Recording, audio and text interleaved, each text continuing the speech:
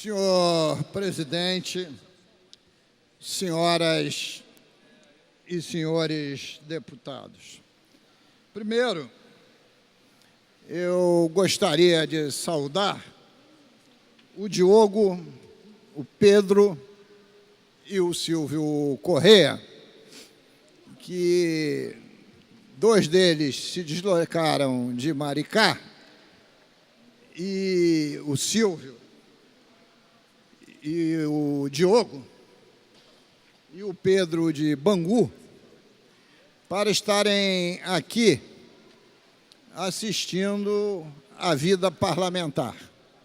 Pegaram aqui 1 hora para assistir à reunião da Comissão de Constituição e Justiça, que, infelizmente, foi cancelada para que o projeto que vai em pauta amanhã às 9h30, de teto dos gastos dos poderes, pudesse ser discutido entre a base do governo, os poderes, e também para se receber aval do ministro Meirelles. Já vou falar sobre esse tema, mas queria cumprimentar, porque é necessário também que as funções do Legislativo, que além de legislar, cabe fiscalizar os poderes e também servir de mediador de conflito entre a sociedade e os poderes constituídos, que esse trabalho também seja divulgado, na medida que a imagem hoje do Poder Legislativo e dos membros dirigentes do Executivo é a pior possível. E falando em pior possível, não tem situação pior possível que a do presidente que está sentado na cadeira, Michel Temer.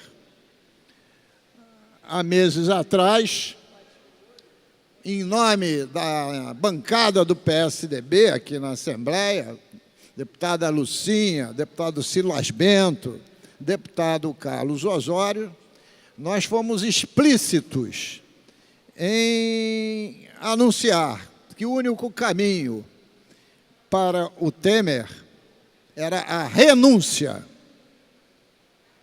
E agora a situação fica cada vez mais difícil e o Brasil sem rumo, desgovernado.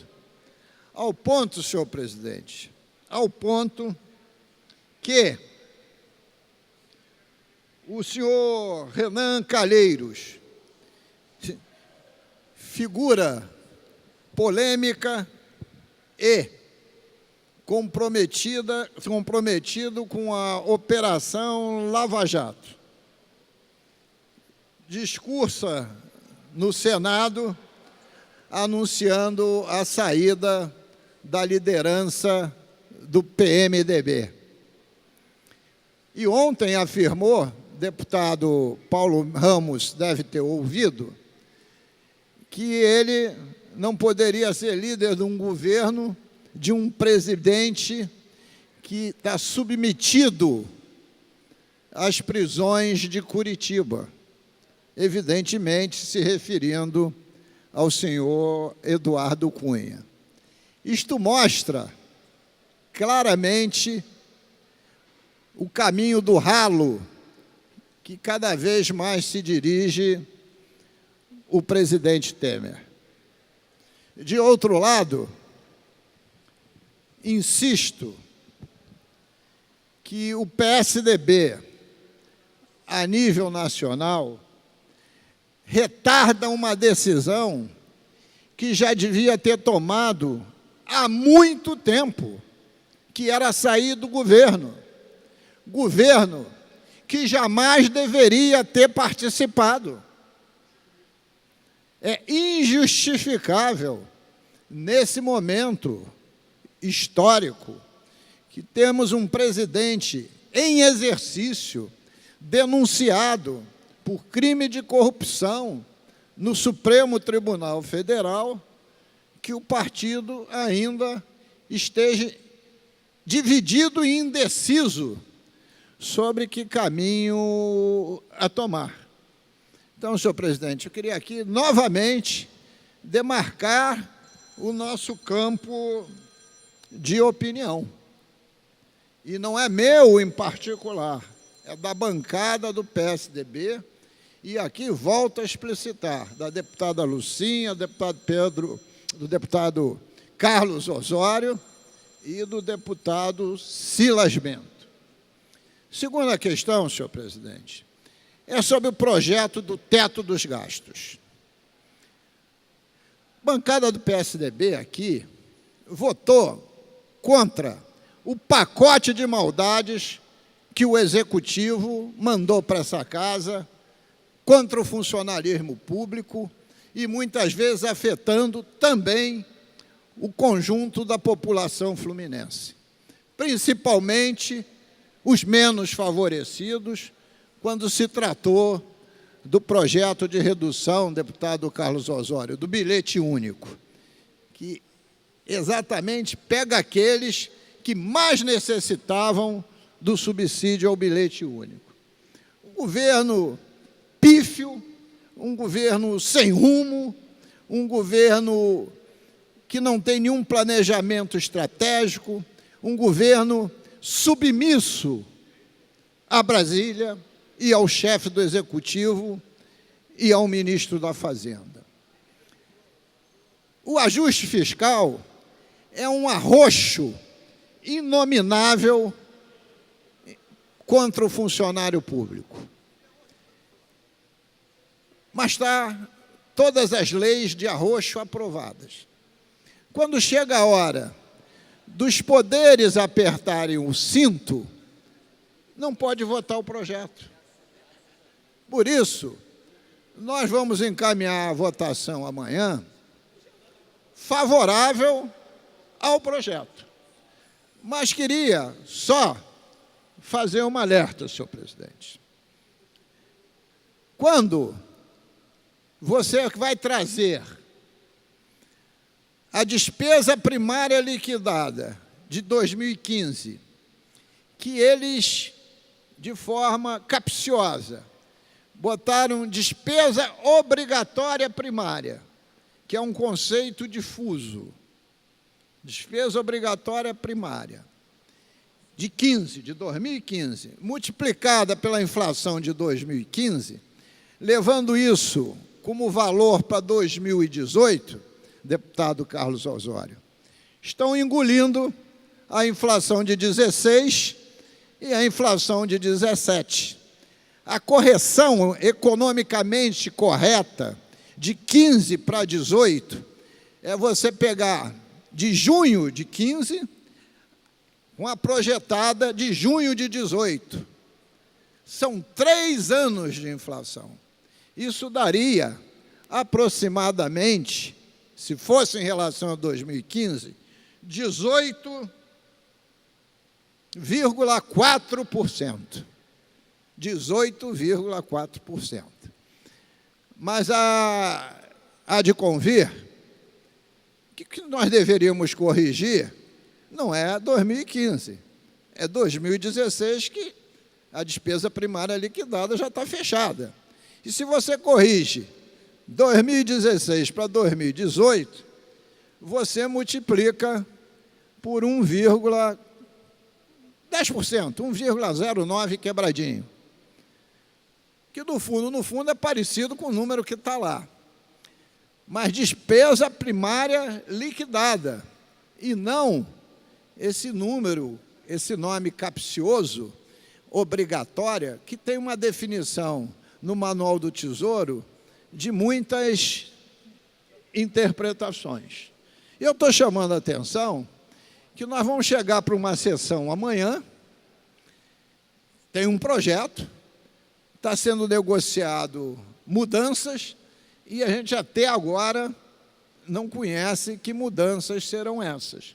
Por isso é necessário que a gente produza as emendas devidas para ver o que o governador e Brasília vão ajustar como número final.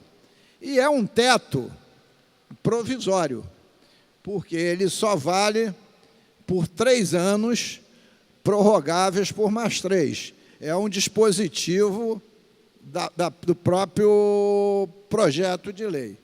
E eu lembro, para concluir, senhor presidente, quem pegar as despesas liquidadas do primeiro quadrimestre de 2017, vai encontrar lá que na saúde só se gastou 4,6%. Então, o teto é a ausência de arrecadação. E no ano passado, a saúde só gastou 10,46%. Não atingiu o mínimo constitucional de 12 pontos percentuais. Feitas essas ressalvas, senhor presidente, eu concluo, pois meu tempo já terminou. Muito obrigado. Próximo orador inscrito, deputado Anderson Nogueira. A presidência lembra seu tempo regimental de 10 minutos.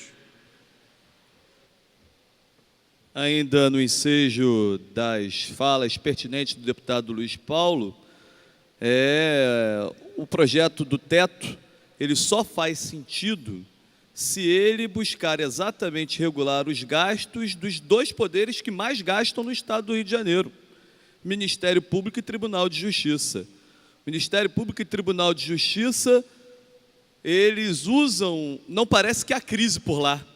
A crise só atinge a população fluminense e se usa como desculpa a população fluminense para alguns dos gastos do Tribunal de Justiça e do Ministério Público. Então, dependendo do texto, deixando muito claro já a minha posição, pelo menos, eu sei que é a posição provável da bancada do PSOL, que se o projeto proteger, a sangria desatada de recursos que tem no Ministério Público e no Tribunal de Justiça, não se justifica a sua aprovação e se torna mais uma peça de ficção. O governo é muito duro com os pequenos, mas é muito bonzinho com os grandes. É muito bonzinho com o Tribunal de Justiça, com o Ministério Público, é muito bonzinho com as multinacionais, com os grandes devedores, mas a população que mais precisa do Estado, a população que deveria ser protegida por esse Estado, é sempre penalizada e sempre se busca nela os maiores absurdos, os maiores assintos. É por isso e por esses motivos que requer muita análise nesse projeto de amanhã, que encerra, aparentemente, o tal pacote de austeridade, para que finalmente o governo federal possa estender as suas mãos aos brasileiros do Estado do Rio de Janeiro, porque nos tratam, sim, como um país a ser explorado. Não trata a população fluminense como brasileiros. Se cobra muito do Estado do Rio, e aí eu não vou analisar aqui a incompetência dos últimos governos, a corrupção, a ausência de planejamento, mas é um fato também inegável que o Estado do Rio dá muito mais à União do que a União devolve ao Estado do Rio de Janeiro, e isso configura, sim, um desrespeito não só do atual presidente da República, Michel Temer, mas também dos que o antecederam, assinalando-se assim Dilma Rousseff, Luiz Inácio Lula da Silva e Fernando Henrique Cardoso. Nenhum deles foi justo com o Estado do Rio de Janeiro e as injustiças continuam, e nós, como bons fluminenses, precisamos gritar e contradizer aquilo que dizem que é benéfico para o Rio. Essa ajuda federal é realmente uma pequena ajuda, porque só posterga a dívida será paga. O Estado do Rio terá, pior, o Estado do Rio acaba reconhecendo a dívida que tem, que, ao meu ver, e pelos estudos que já tive a possibilidade de ler, não é essa dívida que falam. A dívida do Estado do Rio é muito menor do que a que se apresenta, mas, ao assinar esse programa de recuperação, ele também reconhece a dívida que tem e que terá que ser paga mais à frente, e tudo que o Estado do Rio está dando é muito mais um cerceamento de crescimento, uma impossibilidade de inovar e de fazer um novo Estado do Rio de Janeiro. Querem nos vender uma ideia de Rio que é tão velha quanto essa republiqueta que já caiu há algum tempo.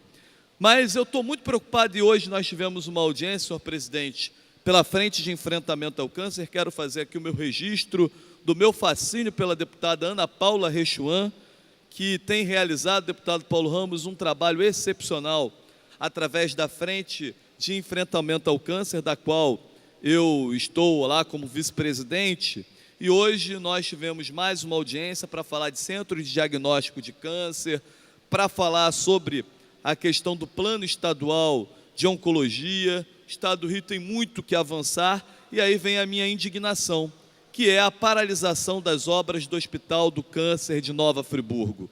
Quando nós percebemos, pelos dados, pelos números, que faltam leitos, que há dificuldades no tratamento de quimio, de radioterapia, que há dificuldades na oncologia infantil, que não há diagnóstico, e aí você percebe que há lá uma verdadeira cidade fantasma em Nova Friburgo, de um hospital com recursos federais, que as obras estão paradas há mais de um ano e que só 11% delas avançaram, soa absurdo. De um lado, o câncer, que quem tem câncer tem pressa, atinge não só o doente, como também a todos os familiares. E do outro lado, você tem uma unidade completamente paralisada e que poderia estar atendendo essas pessoas que estão morrendo sem sequer chegar ao tratamento.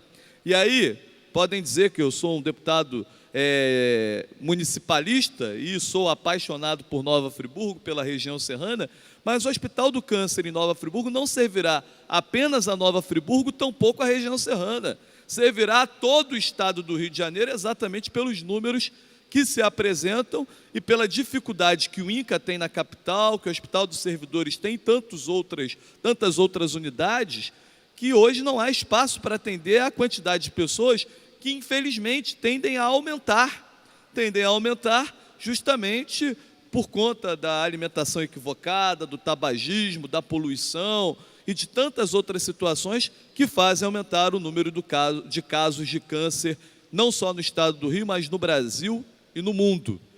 Por isso, a gente tem buscado informações, deputado Carlos Osório, e o pior, ninguém sabe dizer o porquê da paralisação das obras. Um diz que valores estão sendo arrestados, mas não se comprova que estão sendo arrestados. Ou seja, a paralisação das obras do Hospital do Câncer de Nova Friburgo não é apenas pela crise do Estado, mas também pela incompetência e pela falta de vontade de agilizar e acelerar algo que é tão importante para toda a população do estado do Rio de Janeiro. Às vezes, soando como proposital essa demora, porque, óbvio, ainda que os recursos sejam oriundos do governo federal, quando a unidade estiver pronta, quem vai custear o hospital é o Estado.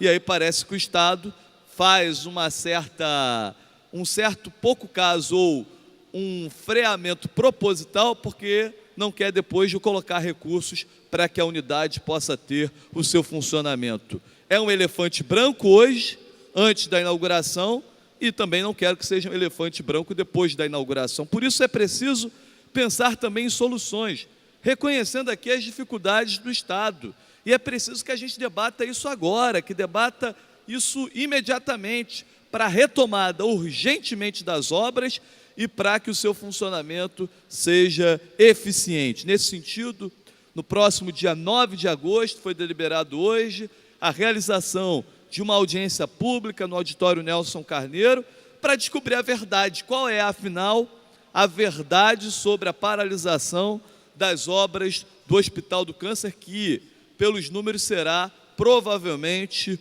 o maior ou entre os maiores hospitais do Brasil na questão da oncologia. Fica aqui o nosso reforço, o nosso pedido, e mais uma vez reforça a preocupação com a possível morte da capital da moda íntima. Que o entendimento dado hoje pelo líder de governo possa se confirmar.